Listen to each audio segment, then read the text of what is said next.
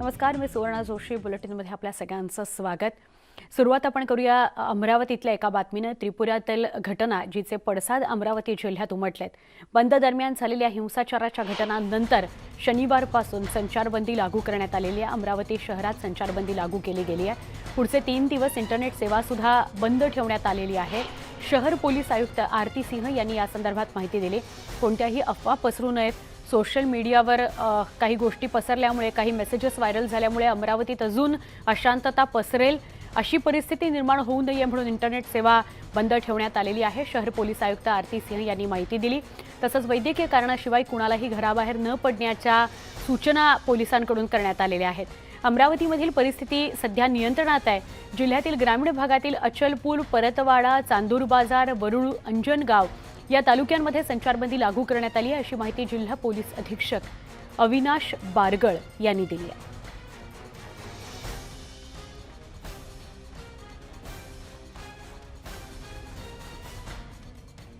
अमरावतीतून ही बातमी आहे. अमरावतीमध्ये परवाच्या दिवशी शुक्रवारी त्रिपुरात जी काही घटना घडली, जी काही हिंसा घडली, त्याचे पडसाद म्हणून किंवा त्याचा निषेध म्हणून अमरावती बंद ठेवण्यात आलेलं होतं. काल जो बंद पुकारण्यात आला त्यात मात्र साधारणपणे 12 नंतर, दुपारी 12 नंतर हिंसक घटना घडल्या. काही दुकानांची तोडफोड झाली, काही ठिकाणी जाळपोळ झाली, दगडफेकीच्या काही ठिकाणी घटना घडल्या आणि त्यामुळे मग काल दुपारनंतर अमरावतीतल्या अनेक भागांमध्ये संचारबंदी लागू करण्यात आलेली आहे. सध्या म्हणजे काल दुपारपासूनच खरं तर अमरावतीत शांतता आहे. पोलीस बंदोबस्त वेगवेगळ्या ठिकाणी लावण्यात आलेला आहे, पण अर्थात ही शांतता तणावपूर्ण आहे. अफवा पसरू नयेत, व्हॉट्सअप मेसेजेस व्हायरल होऊ नयेत, सोशल मीडियावर कुठलीही अशांतता पसरू नये सोशल मीडियाच्या माध्यमातून, म्हणून इंटरनेट सेवा 3 दिवस बंद करण्यात आलेली आहे. पोलीस अधीक्षक अविनाश बारगळ आपल्या सोबत आहेत. अविनाशजी, अमरावतीतली आत्ताची परिस्थिती काय आहे? काल दुपारनंतर परिस्थिती नियंत्रणात आहे का तणाव अजूनही कायम आहे? मॅडम, मी एसपी आहे. मी अमरावती ग्रामीण मध्ये आहे. बरं. अमरावती ग्रामीणची परिस्थिती शांततापूर्ण आहे. आपण इथे अचलपूर, परतवाडा, अंजनगाव, सुरजी, चांदूर बाजार, वरुड येथे कलम 144(2) नुसार आदेश काढलेला आहे आणि सर्वत्र पोलीस बंदोबस्त नेमण्यात आलेला आहे. वरिष्ठ अधिकारी त्या ठिकाणी आहेत आणि अमरावती ग्रामीण मध्ये परिस्थिती शांत आहे. नक्की. अविनाशजी, काल सकाळी किंवा साधारणपणे 1च्या आधी जी काही घटना घडली, ज्या काही हिंसक घटना घडल्यात, दगडफेकीच्या असतील किंवा काय, पण दुपारनंतर जेव्हा 144 कलम लागू करण्यात आले त्यानंतरची परिस्थिती कशी आहे आणि इंटरनेट सेवा सुद्धा बंद केली, याविषयी काय सांगाल का अविनाशजी? मॅडम, मी सिटी विषयी काही बोलू शकत नाही, कारण मी ग्रामीणला आहे. आता इथे ग्रामीणला मी अचलपूर, परतवाडा इथे बंदोबस्त आलाय. ग्रामीणला शांतता आहे, काही अजून प्रॉब्लेम नाही कोणता. बरं, धन्यवाद. हॅलो. आणि आम्ही मॅडम आणि आम्ही मॅडम जिथं संवेदनशील भाग आहे तिथून आम्ही प्रिव्हेंटिव्ह डिटेन्शन पण केलेली आहेत. काही लोकांचे जे कायदा सुव्यवस्था परिस्थितीला बाधक ठरू शकतात अशा लोकांची डिटेन्शनही केलेली आहेत ग्रामीणमध्ये. ग्रामीण भागातल्या परिस्थितीविषयी एकदा अविनाशजी सविस्तरपणे सांगाल का? आणि तिथे सुद्धा इंटरनेट सेवा पूर्ण 3 दिवसांकरता बंद आहे का? नाही, ग्रामीणमध्ये अजून बंद नाहीये इंटरनेट सेवा. आणि ग्रामीणमध्ये सर्वत्र पोलीस बंदोबस्त नेमण्यात आलेले आहे. फिक्स पॉईंट नेमण्यात आलेले आहेत. शांतता कमिटीच्या मीटिंग ही झालेल्या आहेत आणि आम्ही प्रिव्हेंटिव्ह डिटेन्शन, ती प्रतिबंधक कारवाई आहे ती काही जणांना आम्ही ताब्यात घेतलेलं आहे. जे कायदा सुव्यवस्था परिस्थितीला बाधक ठरतील अशा लोकांना आम्ही ताब्यात घेतलेलं आहे. नक्की. अविनाशजी, आभार, आपण सविस्तर माहिती दिलीत त्याबद्दल. एसपी ग्रामीणचे, अमरावती ग्रामीणचे एसपी अविनाश बारगळ आपल्यासोबत होते. ते असं म्हणतात की ग्रामीण भागामध्ये परिस्थिती व्यवस्थित आहे, तणावपूर्ण नाही आहे, शांतता आहे. उलट इंटरनेट सेवा आत्ता ग्रामीण भागामध्ये सुरू आहे, पण अचलपूर, परतवाडा या सगळ्या ठिकाणी संचारबंदी लागू करण्यात आलेली आहे. रस्त्यांवर पोलिसांच्या तुकड्या तैनात करण्यात आलेल्या आहेत. कोणताही अनुचित प्रकार घडू नये याकरता सुरक्षा व्यवस्था वेगवेगळ्या ठिकाणी वाढवली गेली आहे, अशी माहिती अविनाश बारगळ देत होते. अमरावतीतून ही दृश्य आपण बघतो आहोत. अमरावतीत काही दुकानांची काल तोडफोड करण्यात आली, जाळपोळ करण्यात आली. काही पोलीस तुकड्यांवर दगडफेक सुद्धा झाली. त्यामुळे काल दुपारनंतर संचारबंदी अमरावतीमध्ये लागू करण्यात आलेली आहे. ग्रामीण भागात सुद्धा आणि शहरी भागात सुद्धा संचारबंदी तर लागू केलीच आहे, पण ग्रामीण भागामध्ये इंटरनेट सेवा सुरू आहे. त्याच वेळेला अमरावतीतल्या शहरी भागामध्ये इंटरनेट सेवा बंद करण्यात आली आहे, कारण सोशल मीडियातून कुठलाही अनुचित प्रकार घडू नये याकरता.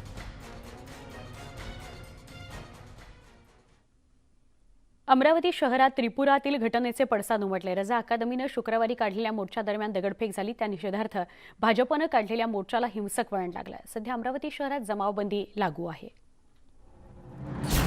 त्रिपुरातल्या घटनेचे महाराष्ट्रात पडसाद. अमरावतीत मोर्चाला हिंसक वळण. अमरावती शहरात कलम 144 लागू.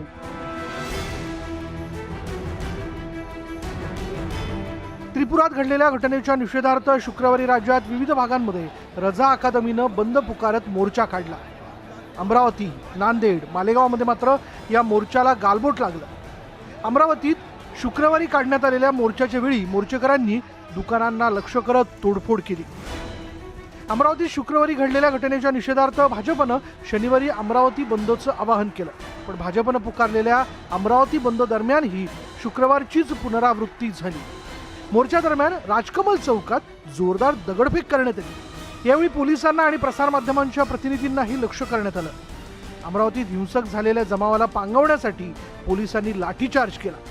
अमरावती शहरात अखेर पोलिसांनी जमावबंदी लागू केली आहे. कंटिन्युअसली आपण ज्या ठिकाणी तणाव निर्माण होतो त्या ठिकाणी फोर्स आपण पाठवतो, कारण थोडंसं अफवाही पसरत आहेत. त्यामुळे आपण इंटरनेट फॅसिलिटी बंद केलेली आहे. परत कर्फ्यू लावलेला आहे दुपारी सकाळी 11 वाजल्यापासून. तर आपल्यामार्फत आव्हान आहे की लोकांनी अनावश्यकपणे बाहेर पडू नये. जे लोक बाहेर पडतील त्यांना आता हे कायदेशीर कारवाई करून त्यांना उचललं जाईल. अमरावती शहरातील शुक्रवार आणि शनिवारच्या हिंसक घटनांनी शहरातील शांततेला गालबोट लागलाय. हिंसक आंदोलनात होरपळलाय तो सर्वसामान्य व्यापारी आणि दुकानदार. लॉकडाऊनच्या संकटातून आता कुठे व्यवसायात उभारी घेत असतानाच हिंसाचाराच्या घटनेत या व्यापाऱ्यांचं अतोनात नुकसान झालंय. दुकानांचं झालेलं नुकसान पाहून या दुकानदारांना अश्रू अनावर झाले. आता हा व्यवसाय पुन्हा उभा कसा करायचा असा प्रश्न या व्यापाऱ्यांसमोर आहे. काही मिस्चियस लोकांनी, गडबड करणाऱ्या लोकांनी अचानक दगडफेक सुरू केली. जबरदस्तीनं इकडच्या दुकानांना बंद करण्याला सुरुवात केली आणि वातावरण चिघळण्याचा प्रयत्न झाला. पहिले दगडफेक केली, नंतर आम्हाला त्यांच्याजवळ लाठ्या होत्या आणि सलाख होती, ते आम्हाला मारणं चालू केलं. तर आम्ही कसं तरी आम्ही एकमेकाला वाचून माझ्या मुलालाही मारलं, माझ्या पुतण्यालाही मारलं. आम्ही तसं मग कसं तरी त्यांना तावडीतून सुटून आम्ही दुसऱ्याच्या घरी जाऊन आम्ही लपून बसलो. पूरी पब्लिक इधर आ गई. पुलिस वाले यहाँ पे खड़े हुए थे. पुलिस वालों ने हमको अंदर करे. इसमें हमारा इतना नुकसान हो गया, गाड़ी जला डाले मेरी. हम लोगों को किसी को भी बाहर नहीं आने दे रहे थे. हिंसा का कोई भी किस्म की हिंसा रहो उसका कोई समर्थन नहीं करेगा. कोई भी मुस्लिम आदमी उसका समर्थन नहीं करेगा. अगर वो कुछ लोगों ने, बदमाश लोगों ने कुछ करे होंगे, उसकी सज़ा सबको दे रहे हैं आप, पूरे और दे रहे. इन लोगों का क्या कसूर था, इनकी दुकानें को ये कर दी. अमरावती शहरात सध्या तणावपूर्ण शांतता आहे.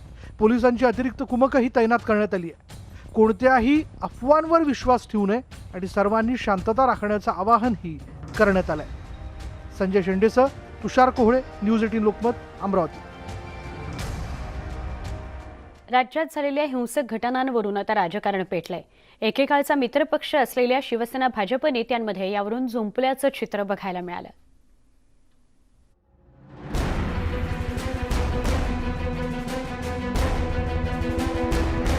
त्रिपुरातील घटनेवरून राज्याच्या विविध भागात हिंसाचाराच्या घटना घडल्यात. या हिंसाचारावरून तर शिवसेना आणि भाजपमध्ये आरोप प्रत्यारोपांच्या फैरी झडल्यात. राज्यातील या घटनांवरून शिवसेनेचे खासदार संजय राऊत यांनी भाजपवर निशाणा साधलाय. तर दुसरीकडे ज्या प्रकारचे मोर्चे महाराष्ट्रात निघाले हे एक सुनियोजित षडयंत्र वाटतं असा आरोप देवेंद्र फडणवीस यांनी केलाय. महाराष्ट्रात दंगली पेटवायचं कारस्थान सुरू झालेलं आहे. एक लक्षात घ्या, जर जसा केंद्र सरकार विरुद्धचा रोष, संताप, आक्रोश वाढत जाईल तसा ह्यांच्याकडे एकच मार्ग असतो, जाती आणि धार्मिक दंगली पेटवायची. ज्या प्रकारचे मोर्चे महाराष्ट्रामध्ये निघाले हे एक सुनियोजित षडयंत्र वाटतंय. त्यामुळे कुठलीही मशीद ही त्रिपुरामध्ये जाण्यातच आलेली नाही. असं असताना त्या संदर्भातल्या अफवांवर महाराष्ट्रामध्ये मोर्चे काढायचे आणि त्याच्यावर हिंदूंची दुकानं जाळायची हे देखील योग्य नाहीये. अमरावतीमध्ये जे काही घडलं ते दुर्दैवी असून काही दिवसातच या हिंसाचारामध्ये कोण होतं ते सगळं कळेल असं MIMचे खासदार इम्तियाज जलील यांनी म्हटलंय. आज जे अमरावतीमध्ये Bharatiya Janata पार्टीने tit for tat केलेलं आहे ते पण निंदनीय आहे. तुम्ही तर प्रेशर टाकायला पाहिजे होते पोलिसांवर की जे कोणी दोषी आहे त्यांच्यावर कारवाई करा. जे पोलिसांकडून निष्काळजीपणा झालेला आहे त्यांच्यावर कारवाई करा. पण त्यांनी हे केलं तर आम्ही पण रस्त्यावर उतरू, आम्ही असंच रस्त्यावर हे तोडफोड करू, म्हणजे हे निंदनीय आहे. रजा अकादमीवर कारवाई करण्याची मागणीही करण्यात येते. तर रजा अकादमीनं मोर्चा दरम्यान झालेल्या हिंसाचाराचा निषेध केलाय. मोर्चात असामाजिक तत्व सहभागी झाल्याचा दावा रजा अकादमीनं केलाय. मैं सबूत दे दूंगा कि रजा एकेडमी का किस तरीके से इन्वॉल्वमेंट है ये सारी चीजें में. हमारी सब मालूमात निकालने की काम चल रहा है. बंद से कहीं पर भी झगड़ा नहीं हुआ है. जो भी मामलात हुए हैं वो मॉब जहाँ पर जमा हुआ है वहाँ पर हुआ है. बंद से आदमी अपने तौर पर उन लोगों ने किया, उनका जज्बा था. उन लोगों ने फसाद करने के लिए पुलिस से परमिशन मांगी जाती है. जो कुछ भी होता है तो हमारा तो यही कहना है. अमरावतीत सध्या शांतता असून नागरिकांनी कोणत्याही अफवांवर विश्वास ठेवू नये असं आवाहन राज्याच्या गृहमंत्र्यांनी केलंय. नांदेड, मालेगाव, अमरावती आणि अन्य काही ठिकाणी मोर्चांना दगडफेक त्या ठिकाणी झाली. थोडंसं हिंसक वळण देण्याचा प्रयत्न केला. त्यामुळं माझी सर्व हिंदू मुस्लिम बांधवांना विनंती आहे की आपण शांतता राखावी.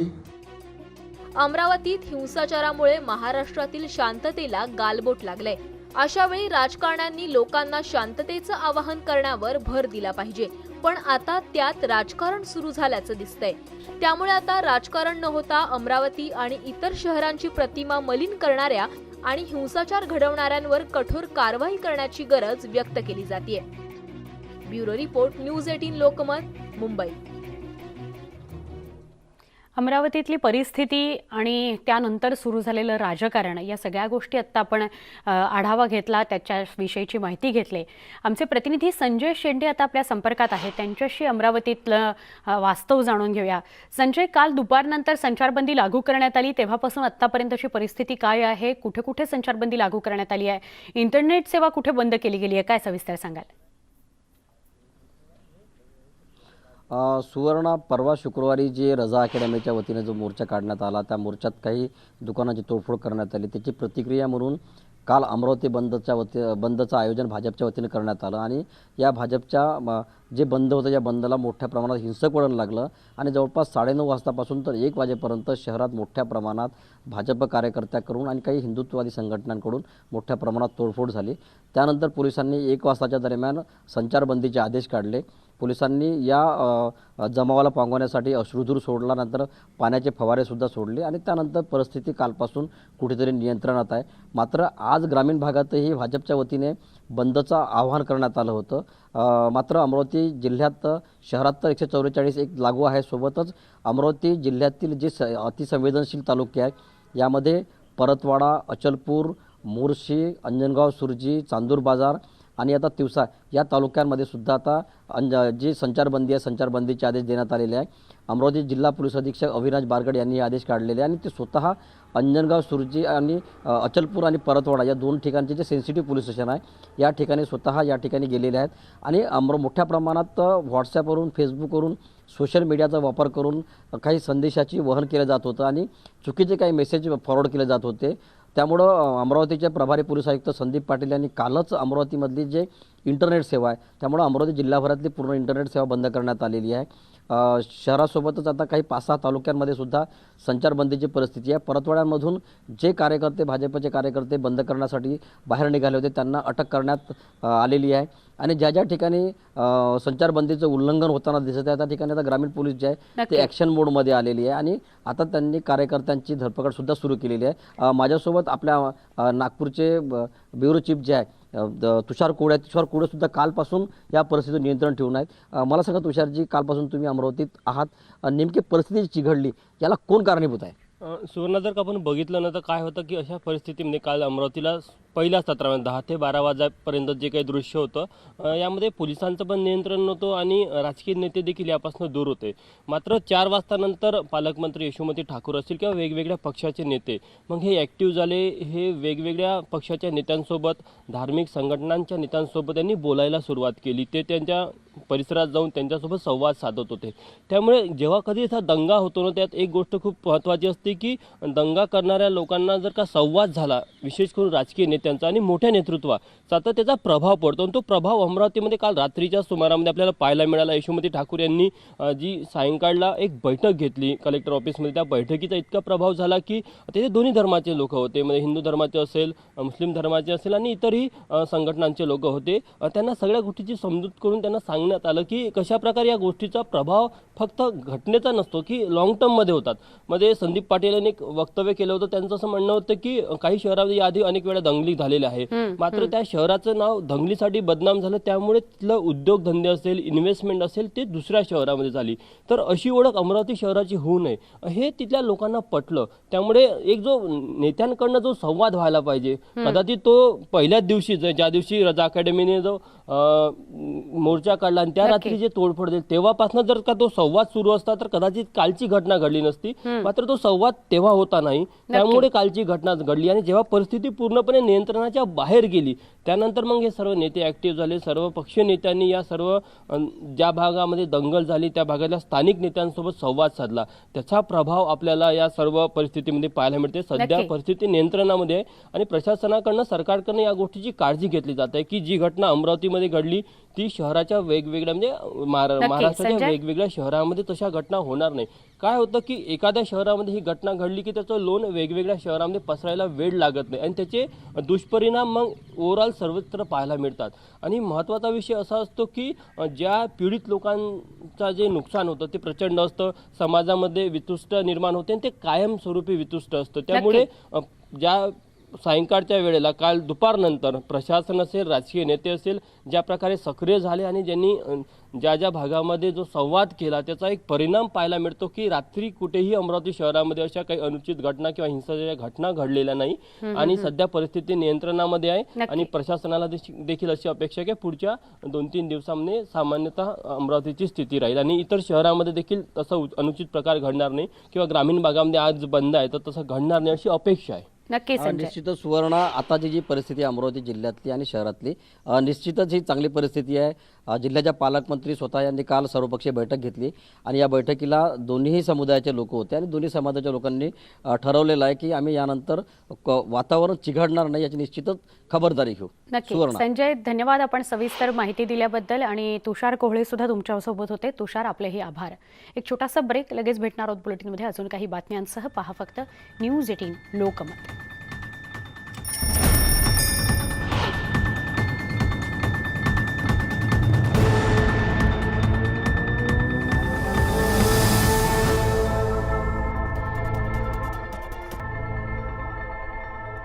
बुलेटिनमध्ये स्वागत. बातमी आहे एसटी कर्मचाऱ्यांच्या आंदोलनासंदर्भातली. आज सकाळी 10 वाजेपर्यंत एसटी कर्मचाऱ्यांच्या संपाबाबत महत्त्वपूर्ण निर्णय घेण्यात येणार आहे. दरम्यान एसटी कर्मचारी संप मागे न घेण्याच्या भूमिकेत असल्याची माहिती आमदार गोपीचंद पडळकरांनी दिली. दरम्यान पालघरमधील आत्महत्येचा प्रकार गंभीर असून सरकारनं आता तरी लक्ष घालावं अशी मागणी पडळकरांनी केली आहे. एसटी कर्मचाऱ्यांनी आत्महत्येचा प्रयत्न करू नये असं आवाहन सुद्धा त्यांनी यावेळी केलं. आजच्या परिस्थितीला सरकार जबाबदार असल्याचा आरोप गोपीचंद पडळकरांनी केला. मंत्री अनिल परबजी यांच्यासोबत शिष्टमंडळासह बैठक केलेली आहे आणि तिथं जी चर्चा झाली ती सर्व येऊन इथं आमच्या आंदोलकांच्या कानावरती घातलेली आहे.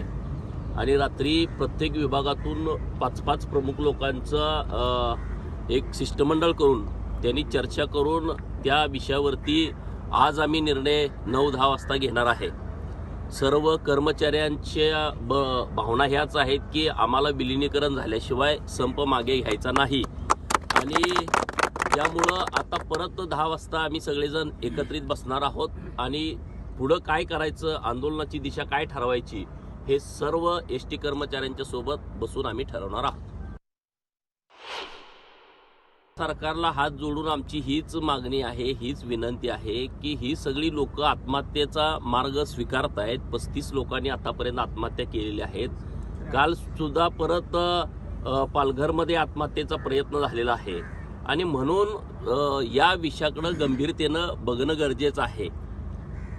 लोकांचा जीव खूप महत्त्वाचा आहे आणि मग राजकारण, परंतु या विषयाकडं गंभीरतेनं सर्वांनीच बघणं गरजेचं आहे आणि सरकारनं या विषयावरती ताबडतोब निर्णय घ्यावा हीच आमची मागणी आहे. आमचे प्रतिनिधी विशाल पाटील यांच्याशी सविस्तर बोलूया. विशाल, काल बैठक झाली, त्यामध्ये काही प्रस्ताव देण्यात आलेले आहेत संपकऱ्यांसमोर. ते काल पडळकर असतील किंवा सदाभाऊ खोत असतील यांनी जाऊन सगळ्या आंदोलकांना सांगितलंय आणि आत्ता ज्या प्रतिक्रिया येत आहेत त्या अशा आहेत की 10, 10:30, 11पर्यंत हे संपकरी कर्मचारी काहीतरी आपला निर्णय घेतील. काय सांगाल या सगळ्या घडामोडींविषयी? नक्कीच सुवर्णा, खरं तर काल एक शिष्टमंडळ जे आहे ते एस टी कर्मचाऱ्यांचं संपाच्या बाबतीत परिवहन मंत्र्यांबरोबर आणि परिवहन मंत्र्यांच्या डिपार्टमेंटचे जे अधिकारी आहेत त्यांच्याबरोबर एक बैठक झाली. या बैठकीमधनं काही निष्फळ झालेला नाही आहे. तोडगा जो आहे तो झालेला नाही, कारण का परिवहन मंत्र्यांनी स्पष्ट केलं की जर न्यायालयीन जी समिती आहे त्यांचा जर रिपोर्ट जर पॉझिटिव्ह आला तरच विलिनीकरणाच्या बाबतीत विचार जो आहे तो केला जाईल असं त्यांच्याकडनं स्पष्ट करण्यात आलं. आजचा या संपाचा 7वा दिवस आहे. आझाद मैदानमध्ये आपण जर आत्ता परिस्थिती बघितली गेली तर एस टी कर्मचारी जे आहेत ते मोठ्या संख्येनं या ठिकाणी येताना आपल्याला पाहायला मिळतात. ज्या दिवशी पहिला दिवस होता एस टी कर्मचाऱ्यांच्या संपाचा त्यावेळेला आझाद मैदानमध्ये जवळपास 40 ते 50 कर्मचारी जे आहेत ते आले होते आणि आजची आपण स्थिती बघायला गेली तर मोठ्या संख्येनं आझाद मैदानमध्ये हे एस टी कर्मचारी आपल्याला पाहायला मिळत आहेत. जोपर्यंत आमची मागणी पूर्ण होत नाही तोपर्यंत आम्ही इथून जाणार नाही असं पवित्रा जो आहे या संपर्काने घेतलेला आहे. आणि आज सकाळी 10 वाजता ह्या सर्व कर्मचाऱ्यांशी सदाभाऊ खोत आणि गोपीचंद्र पडळकर हे बोलणार आहेत. त्यानंतर त्या संपूर्ण संपाची आणि या आंदोलनाची एक पुढची भूमिका काय असणार आहे किंवा पुढचं काय पाऊल असणार आहे याच्या बाबतीत निर्णय घेतला जाईल. आपल्यासोबत हे कर्मचारी आहेत, आपण त्यांच्याशी बोलूयात. कालची जी बैठक झाली, कालच्या बैठकीमध्ये इतकं काही हाताला लागलेलं नाही आहे. पुन्हा हा संप चालू झाला, आता भूमिका काय असणार आहे? किती दिवस असं चालू ठेवणार आहात? जोपर्यंत शासनामध्ये विलीकरण होणार नाही, एक बी बस कुठल्याही महाराष्ट्राच्या कानाकोपऱ्यातून बाहेर निघणार नाही, याची दखल उद्धव साहेब ठाकरे यांनी घ्यावी. ठाकरे साहेब मी सांगतो, परळी वैजनाथ येथून आलो, शिवसेनेचा एक पाईक आहे. एवढे दिवस झाला आम्ही इथं शिवसेनेच्या उपोषणासाठी आम्ही थांबून बसलो. मग आम्हाला नाईलाज असतं. आमचं जर शासनात विलीकरण जर नाही झालं तर आम्ही इथंच समुद्रात उड्या मारून जे आत्महत्या करून आमच्या घरी कळविणार आहेत. बघा, आमचं शासनात विलीकरण झालंच पाहिजे म्हणजे झालंच पाहिजे. उद्धव ठाकरे साहेब, बाळासाहेब ठाकरे पहिली सभा बीड आणि परभणीला घ्यायचे. आम्हाला कितीतरी गोपीनाथ मुंडे जर आज असते तर तुम्हाला हे विलीकरण त्यांनी करायलाच लावलं असतं. मुंडे साहेब जर असते तर. सांगितलं की तुम्ही शिवसैनिक आहात, शिवसेनेशी संलग्न आहात, मुख्यमंत्री तुमचा आहे, कुठेतरी तेही सांगतायत संयमानं घ्या, संयम आता सुटत चाललाय, मुख्यमंत्री हे बोलतायत, त्याच्याकडे कसं बघताय? मग मुख्यमंत्री साहेब स्वतःनं काहीच बोलत नाहीत. स्वतः त्यांनी आम्हाला येऊन सांगायला पाहिजे की तुम्हाला मी शासनात विलीकरण करून देतो, महिन्यात देतो, 2 महिन्यात देतो. त्यांनी जर लेखी आम्हाला दिला शब्द तर उद्या आम्ही गाड्या काढायला तयार आहेत. मग त्यांनी लेखी आश्वासन आम्हाला द्यावं. फक्त ठाकरे साहेबांना अनिल परब हे राऊत पाऊत हे सगळे काही सांगता येत नाही. आता त्यांचं काय करतात कधी ते. माझ्यासोबत अन्यही काही लोक आहेत.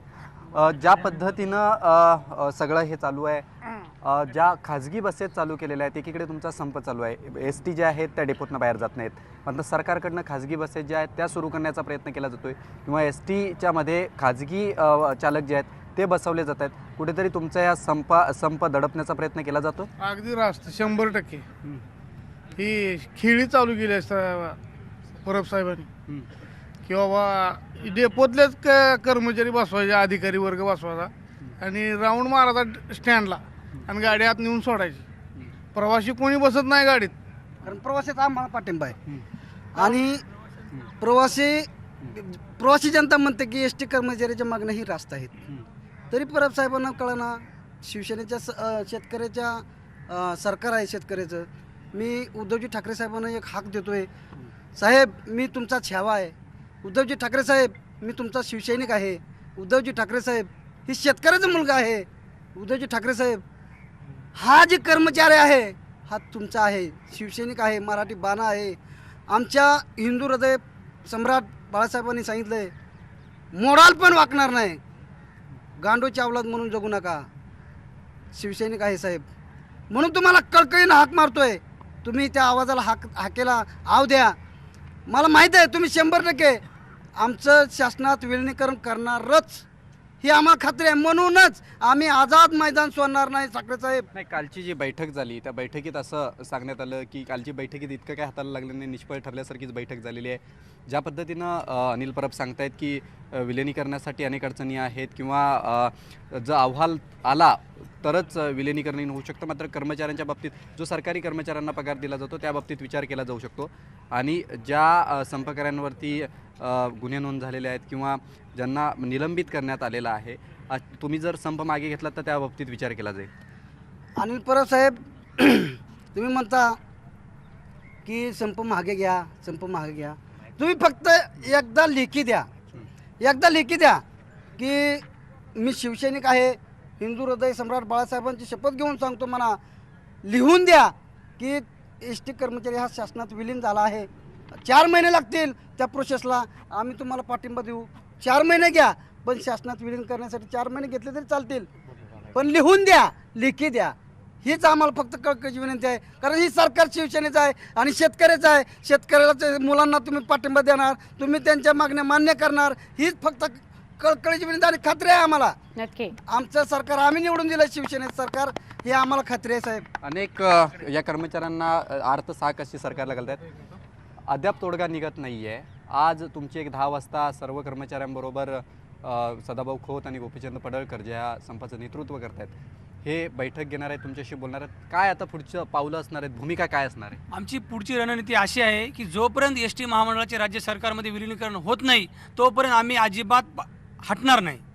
आम्हाला एकतर लेखी द्यावे लागेल, कारण यापूर्वी अशा समित्या स्थापन झाल्या होत्या, त्याच्यातून काही निष्फळ झालेलं नाही. त्यामुळे आमचा निर्णय ठाम आहे. आम्ही जोपर्यंत आमचा निकाल लागणार नाही तोपर्यंत आम्ही मागे हटणार नाही.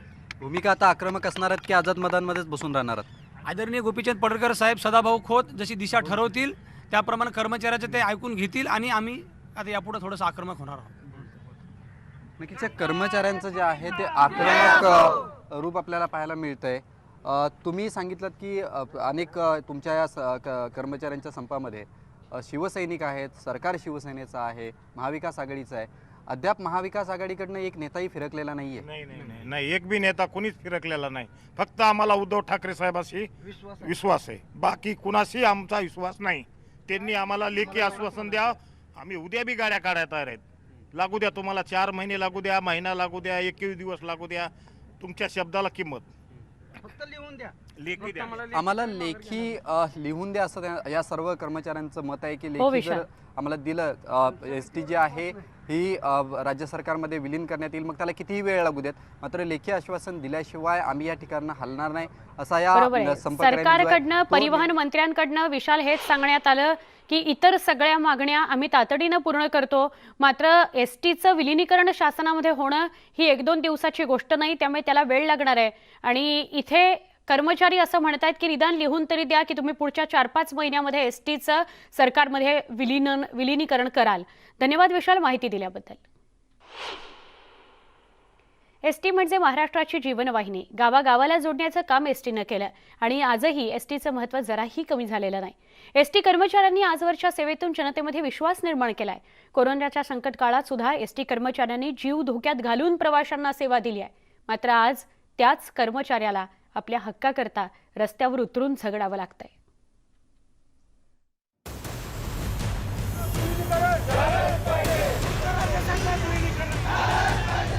एस टी कर्मचारी विलिनीकरणाच्या मागणीवर ठाम आहे, तर सरकार ही मागे हटायला तयार नाही. सरकारनं संपकऱ्यांवर निलंबनाचं अस्त्र उगारल्यामुळं संपकरी एस टी कर्मचारी आणखी आक्रमक झाल्याचं पाहायला मिळालं. बीडमध्ये संपकरी एस टी आंदोलकांनी अशा प्रकारे अनोखा आंदोलन करून राज्य सरकारचा निषेध केला. आम्हाला जी वागणूक मिळते दडपशाहीची आणि आंदोलन आमचं जे आहे ते मोडण्याची आणि हे करण्याची, पण आमचं जे आंदोलन आहे ते शांततेतच केलं आजपर्यंत. अर्धनग्न आंदोलन, पहिलं शर्ट काढून आंदोलन केलं, नंतर बनेल काढून केलं, आज पॅन्ट काढून केलं. आत्ता जर ह्याच्यावर दखल नाही घेतली तर अंडरवेअर काढून सहित आंदोलन करण्याची आमची तयारी. अनोखं आंदोलन करण्याची आम्हाला आवश्यकता ही राज्य सरकारने करायला लावलेली आहे. आंदोलन हे आम्ही म्हणजे आता पूर्ण आमच्यावरचे अंगावरचे कपडे काढलेत, फक्त आंतरवस्त्र ठेवलेत. जर सरकारने याच्यावरही विचार केला नाही, आम्ही आंतरवस्त्र काढून नग्न फिरू पण आम्हाला आमच्या मागण्या मान्य झाल्याशिवाय आता आम्ही माघार घेणार नाही. राज्य शासनात विलिनीकरण झाल्याशिवाय आमची माघार होणार नाही. तर इकडे बुलढाण्यात संपकऱ्यांनी मुंडण आंदोलन करून सरकारचं लक्ष वेधण्याचा प्रयत्न केला. आपल्या व्यथा मांडताना संपकऱ्यांना अश्रू अनावर झाले. सरकारनं लवकरात लवकर संपावर मार्ग काढावा अशी त्यांनी मागणी केली आहे. एकीकडे हक्क मिळवण्यासाठी संप, तर दुसरीकडे निलंबनाच्या कारवाईमुळे कर्मचाऱ्यांची कोंडी झाली आहे. आज 2 रुपये किलोचं जे राशन शासनातर्फे गरीब लोकांना दिलं जातं, आज आम्ही त्या पण यादीत नाही आहे. एवढं दारिद्र्य रेषा खालच्या पण खालची रेषा आमची आहे की त्या 2 रुपये किलोचं राशन आम्ही घ्यायला जातो तर ते म्हणतात तुम्ही सरकारी कर्मचारी आहे. जर आम्ही सगळ्या ठिकाणी सरकारी कर्मचाऱ्याचा दर्जा आम्हाला मिळतो तर पगारात आम्हाला ती परिस्थिती आमची का नाही आहे? आज 2 रुपये किलोचं राशन जर आम्हाला भेटू शकत नाही तर आम्ही काय खायचं? गेल्या 6 दिवसात एसटी कर्मचाऱ्यांचं आंदोलन चांगलंच चिघळलंय. हजारो कर्मचारी संपात उतरल्यामुळं एसटी सेवा पूर्णपणे विस्कळीत झाली आहे. त्यामुळं एसटी महामंडळ प्रशासनानं कर्मचाऱ्यांविरोधात कारवाईचा बडगा उगारला. पुण्याच्या वाकडेवाडी बसस्थानकात विश्रामगृहातील संपकरी कर्मचाऱ्यांचं सामान प्रशासनानं बाहेर काढलं होतं. पुण्यातनं फक्त हे होतंय, पण बाकीच्या जिल्ह्यातनं जे हे होतंय तिकडं गाड्या भरल्या जात नाही, तिकडं गाड्यांना फोडल्या जातात, ड्रायव्हर लोकांना मारलं जातंय, गाड्या तसं सिक्युरिटी हे होत नाहीये आणि त्याच्यामुळे या गाड्या चालवणं आता खूप मुश्किल झालेलं आहे. ज्या स्तरावर आता हे जे प्रोजेक्ट आपण हातात घेतलं होतं की आपण राज्यामध्ये आपण या जिल्ह्यामध्ये आपण ही सेवा पुरवू, तर ही सेवा देताना आम्ही माफक दरामध्ये ज्या एसटीचे दर आहेत त्या दरामध्ये ही सेवा उपलब्ध केली होती. पण हे दोन्ही कडनं होणं अपेक्षित होतं, पण ते एका साईडनीच ऑपरेट होणं हे परवडणारं नाहीये. कुठल्याही प्रकारचं सहकार्य या बस चालकानं केलं नाही. त्याच्या विरोधात काही ठिकाणी बसेसच्या काचा फोडल्या, ड्रायव्हर लोकांना मारहाण करण्यात आली. याची खात्री जोपर्यंत आज दुपारी मी आमचे सगळे पदाधिकारी आम्ही आदरणीय परिवहन मंत्री यांना भेटतोय.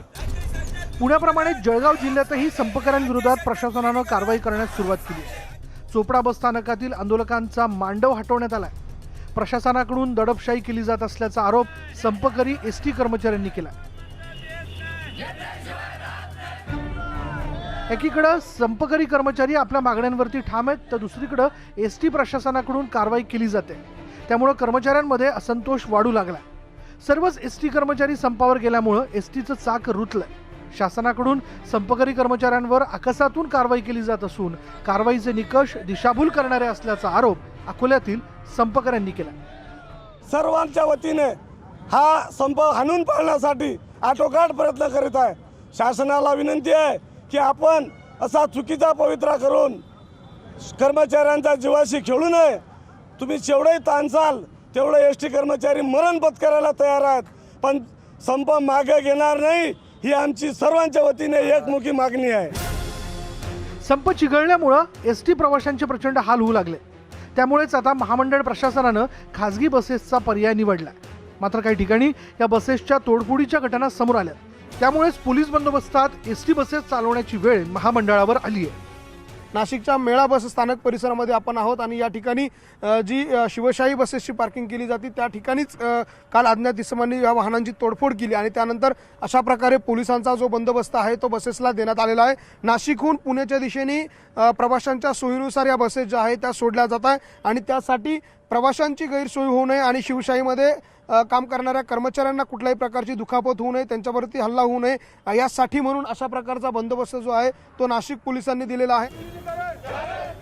एकीकडे एसटी कर्मचारी संपावरती आहेत, तर दुसरीकडे प्रशासनाकडून संपकऱ्यांशी बातचीत करून संपावर तोडगा काढण्याचा प्रयत्न केला जातोय. खरं तर सरकारनं संपावर लवकरात लवकर तोडगा काढावा अशी संपकरी एसटी कर्मचाऱ्यांची इच्छा आहे. संपावर लवकरात लवकर तोडगा निघाल्यास प्रवाशांचे हाल थांबणार आहेत. Bureau report, news 18 Lokmat. बुलेटिनमध्ये स्वागत. बातमी आहे शिवसेनेच्या आक्रोश मोर्चा संदर्भातली. शनिवारी शिवसेनेनं औरंगाबादमध्ये महागाई विरोधात काढलेल्या आक्रोश मोर्चावर आता गुन्हा दाखल करण्यात आलाय. आमदार अंबादास दानवेंसह इतरांवर गुन्हा दाखल करण्यात आलाय. जमावबंदी आणि परवानगी नसतानाही मोर्चा काढल्याप्रकरणी क्रांती चौक पोलीस ठाण्यात गुन्हा दाखल झालाय. शनिवारी औरंगाबादमध्ये शिवसेनेनं आक्रोश मोर्चाचं आयोजन केलं होतं. शिवसेना खासदार संजय राऊत यांच्या नेतृत्वाखाली शिवसेना रस्त्यावर उतरली. यावेळी संजय राऊतांनी केंद्र सरकारवर जोरदार हल्ला चढवला होता.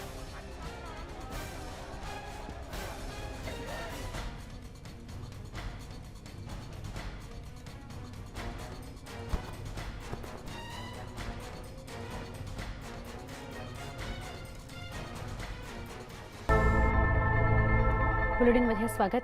पंढरपूरमध्ये कार्तिकी यात्रेनिमित्त मोठ्या संख्येने भाविक दाखल झालेले आहेत. कार्तिकी एकादशी निमित्तानं मंदिराला नेत्रदीपक अशी रोषणाई सुद्धा करण्यात आली आहे. विठ्ठल आणि रुक्मिणी मातेचं मंदिर, नामदेव पायरी, दर्शन मंडप आणि तुकाराम भवनावर विद्युत रोषणाई करण्यात आलेली आहे. पंढरपुरातली ही अत्यंत सुंदर अशी दृश्य कार्तिकी एकादशीच्या यात्रेनिमित्त मंदिराला आणि मंदिर परिसराला विद्युत रोषणाई करण्यात आलेली आहे.